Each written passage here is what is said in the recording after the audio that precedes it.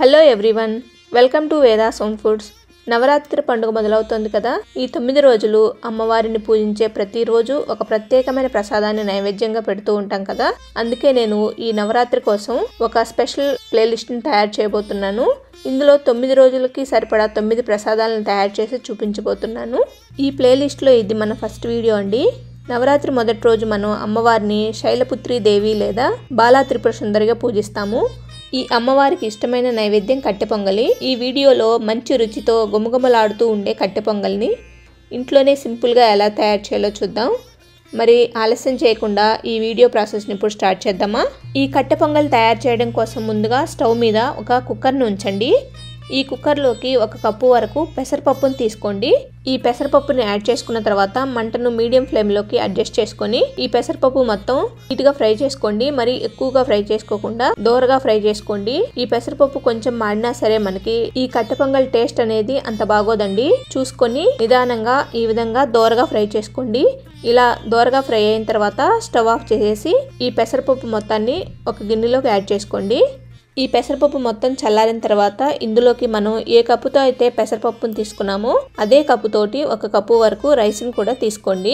తర్వాత ఇందులోకి వాటర్ని యాడ్ చేసుకొని 2-3 సార్లు బాగా శుభ్రంగా వాష్ చేసుకోండి. ఈ విధంగా వాష్ చేసుకున్న తర్వాత ఇందులోని వాటర్ మొత్తం వంచేసి ఈ పప్పు బియ్యాన్ని పక్కన పెట్టేసుకోండి. ఇప్పుడు వీటిని ఉడికించుకోవడానికి ఎసరును కాగబెట్టుకుందాం. స్టవ్ మీద ఒక గిన్నెని పెట్టేసి మనం ఏ కప్పుతో అయితే పెసరపప్పు బియ్యం తీసుకున్నామో అదే కప్పుతోటి 6 కప్పుల వరకు వాటర్ని తీసుకోండి. అంటే మనం మొత్తంగా 1 కప్పు బియ్యం 1 కప్పు పెసరపప్పు 2 కప్పులు తీసుకున్నాం కదా. అంటే 1 కప్పుకి వచ్చేసి 3 కప్పులు వాటర్ చొప్పున మొత్తం 6 కప్పుల వరకు వాటర్ని తీసుకోండి. ఈ వాటర్ మరిగేలోపు మనం బియ్యం పెసరపప్పుని ఫ్రై చేసుకుందామండి. దీనికోసం స్టవ్ మీద ఒక కుక్కర్ని పెట్టేసి ఈ కుక్కర్లోకి మనం వాష్ చేసి ఉంచుకున్న పెసరపప్పు బియ్యం మొత్తాన్ని యాడ్ చేసుకోండి. తర్వాత ఇందులోకి 1 టీ స్పూన్ వరకు నెయ్యిని యాడ్ చేసుకోండి.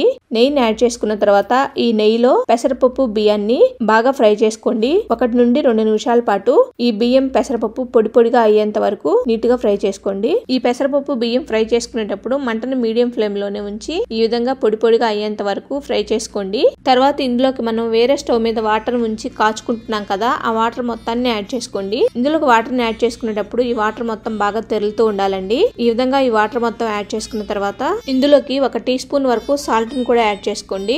అలానే ఒక 10 వరకు మిరియాలను కూడా ఇందులోకి యాడ్ చేసుకోండి. తర్వాత వీటిని ఒకసారి బాగా కలుపుకొని ఈ కుక్కర్ పైన మూతను పెట్టుకొని 3 నుండి 4 విజిల్స్ వచ్చేంత వరకు మీడియం ఫ్లేమ్ లోనే మంటను అడ్జస్ట్ చేసుకొని ఈ పప్పు బియ్యాన్ని బాగా ఉడికించుకోండి.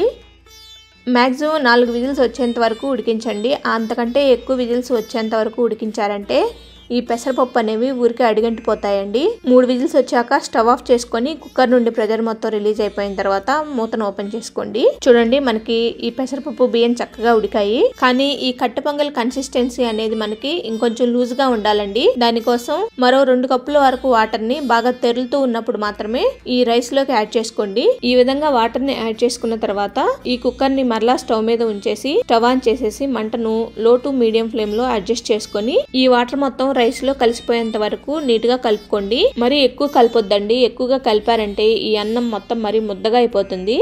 మనకి కొంచెం మెతుకుల్లాగా ఉండేట్లు ఈ అన్నాన్ని నీట్ గా కలుపుకోండి. చూడండి, కట్టె పొంగల్ కన్సిస్టెన్సీ అనేది ఈ విధంగా ఉండాలండి. మీకు ఈ కట్టె పొంగల్ కన్సిస్టెన్సీ అనేది మరీ లూజ్ గా కావాలంటే మీరు వాటర్ ని యాడ్ చేసుకునేటప్పుడే మరో కప్పుని ఎక్స్ట్రా యాడ్ చేసుకోండి.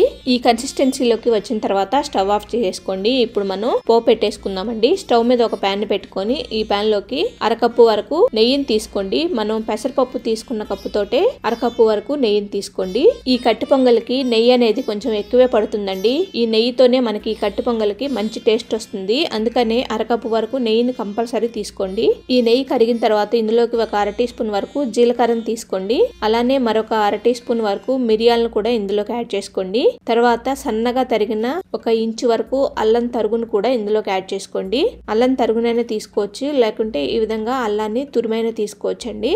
ఈ అల్లం మొత్తం నేతిలో ఫ్రై అయ్యేంత వరకు నీట్ గా వీటన్నింటిని ఫ్రై చేసుకోండి. ఈ అల్లం కొంచెం దోరగా ఫ్రై అయిన తర్వాత ఇందులోకి 2 పచ్చిమిరపకాయలని ఇలా చిన్న చిన్న ముక్కలుగా కట్ చేసుకొని అవి కూడా మొత్తం యాడ్ చేసుకోండి. మీకు కొంచెం స్పైసీ ఎక్కువ కావాలంటే ఇంకో 2 పచ్చిమిరపకాయలని ఎక్స్ట్రా యాడ్ చేసుకోండి.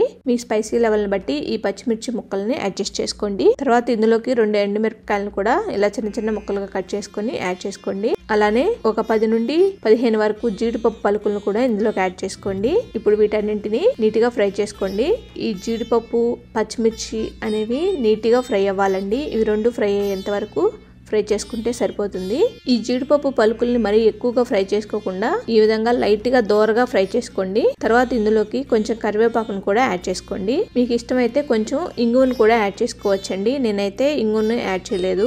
ఈ కరివేపాకును కూడా జస్ట్ కొంచెం చిటపట అనేంత వరకు ఫ్రై చేసుకుంటే సరిపోతుంది. చూడండి మనకి ఇవి చక్కగా ఫ్రై అయ్యాయి కదా. ఇంకా మనం ఇప్పుడు వీటిని కట్టె పొంగల్లోకి యాడ్ చేసుకుందాం. ఈ పోపు మొత్తాన్ని ఈ కట్టె పొంగల్లోకి యాడ్ చేసుకోండి. ఈ కట్టె పొంగల్ని మరలా మనం ఉడికించుకోవాల్సిన అవసరం లేదండి. జస్ట్ ఈ పోపు మొత్తం ఇందులోకి కలిసిపోయేట్లు కలుపుకుంటే చాలు.